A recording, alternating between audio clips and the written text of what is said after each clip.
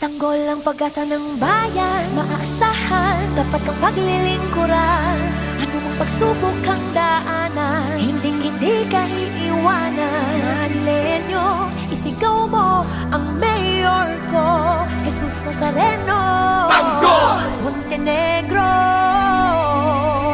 Minsan mo na bang naitanong kung ba't ang panahon tila di umaayon?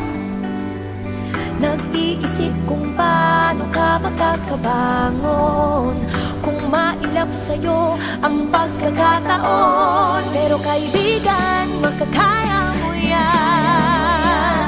Mga problema'y iyong itian, lahat ng yan ay tutugunan. Si Tanggol ang ating masasandalan.